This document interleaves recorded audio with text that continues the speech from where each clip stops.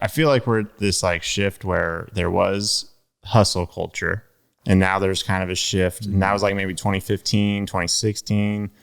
And then now I feel like there's kind of like a tapering back of hustle culture to more mindfulness, balance. And I feel like last year definitely kind of forced that upon some people. But what I'm getting at is, do you think it is overrated or underrated to be available 24/7 as a real estate agent? I'm going to say that is overrated. I know this market is really hot. I know that this market is really so you have to take advantage of every opportunity. But that's why you have to be smart and strategic and have partnerships. Mike, do you ever go anywhere without your cell phone? No. Like, do you like carry it with you pretty much everywhere? I carry it everywhere. Yeah, right. Yeah, so like, that's what's weird though, right? Like,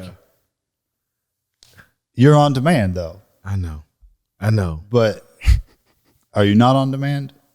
Like, that's what I'm trying to understand. Is like I literally carry my cell phone into the shower. Yeah. Like, it sits on the niche in my shower. It's waterproof. I made sure I bought a waterproof phone because I have it with me all the time. Yeah. I'm not saying it's smart. Yeah. We can debate that. And I don't have a good argument for it. However, I'm monetize my time by using the time I'm in a shower to do something effective by listening usually to a book or something. Yeah. I listen to books all the time. Yeah. A live stream, whatever. It's cool, whatever. Or the Disruptance podcast. That's you guys right. can listen to that in the shower. That's right. So so you have your phone with you all the time, but you're not on demand? Is that what you're saying? Or I'm saying that or agents shouldn't be? I am trying to not be so much like this. I mean, you're on demand, and when you're an entrepreneur, like 24/7. But if you set clear expectations, that the people will call me at 11 o'clock, 12 o'clock at night. They still do, or they did? They did. Yeah. Until I had to set proper expectations that, these are the hours that I'm working. And this is the thing. I'm not going to, I work really hard to make sure that everybody gets met with in a timely manner, but some people can kind of push it a little far. So I don't know. What's your take? So should agents be on demand, do you think? Like 7 days a week? Like, here's what's interesting. So I was looking on Google. That's the reason I asked this. This is so I was looking on Google this week, and I was looking at real estate agents and like the hours, because like Google sent a prompt and said, "Hey, confirm your hours for holiday. Are you still these holiday hours?" And I'm like, gosh, I don't know. What did we even put our hours were? And so I saw it said we were open from 8 a.m. to 8 p.m. I guess that's what Google says. But I looked, some agents were 24/7. Some were 9 a.m. to 6 p.m. And so my thought is, when I think about on demand, I think about what are your hours? And so there's the 24/7 agent, and then there's the 9 to 5 agent. What's the right approach, you think? I think it depends on you and where you are in your career. So like, I used to be 24-hour a day agent. And so I think that in my career, I'm now become 9 to 5 agent. Yeah. And so I feel like I can even do more in those hours. Like, as you get better in your career and you get more efficient, you don't have to be 20. When I was 24/7 realtor, it was when I was inefficient. Yeah, I'm with you. So I was 24/7 for sure. And man, there's nothing that I think, I didn't believe that I could not be. Me neither. I didn't believe it was possible to not. Yeah. It took 3 to 4 years to believe that it was possible to not be. Let me tell you what, when you go out of 24/7, the haters show up at your door to hate. I had a long list of haters because I'm not available 24/7. You know what the longest list of haters is? Not my clients. They're agents. That's right. Other business owners and other real estate agents. I already know. And my thought is why on earth do we do the most savage things to our own people? We eat our own young in this business because there are agents who expect us to be available 24/7, which means we're inflicting and a miserable existence upon our own industry to be available 24/7 by putting that expectation onto agents. And you know where I finally came to see the light was I went to a charity event one time in with a great friend of mine, Kellyanne Harris. I went to Owensboro, Kentucky for a charity event on a Saturday, and the event started at 5 p.m. Okay. And we had 144 showings from like Thursday to Saturday, and I had like 38 offers.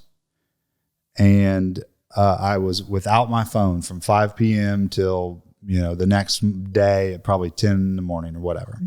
And man, the hate I got from agents during that brief period of time that I couldn't go to a charity event on a Saturday night without having my phone, despite the fact that there were 140 some people that needed something supposedly from me, was like, no, I'm not going to live like this. Yeah. It got me where I was. It won't get me to any actual way of living. And so I think it's insane that we inflict that sort of lifestyle onto our industry. And so what it really prompted me to do was think about, okay, if I want to run a business in an on-demand world where, listen, everything's on demand, right? We ordered Uber Eats last night at 9:00. So it's not as though I don't want on demand. Right. I do. I thought though, how do I build a business that's not on demand all the time? And so the question I had to ask myself was, well, has anyone done that? Does it exist in the market today? And so what I realized is that I bought my house from HUD, and then I bought another one from Fannie Mae. Well, funny enough, nobody seems to be available at Fannie Mae at 7 p.m. to take my call. In fact, they're hardly available at 10 a.m. or 1 p.m. Right. And you know what? I still bought the damn house. Right. And so did apparently everyone else in this country that bought from an entity that was open from 9 a.m. to 5 p.m. They sold way more houses than I did. Right. So it has to be possible. The question is, am I committed to building the system that's required in order to make that happen? And so that's how we run it for the most part today.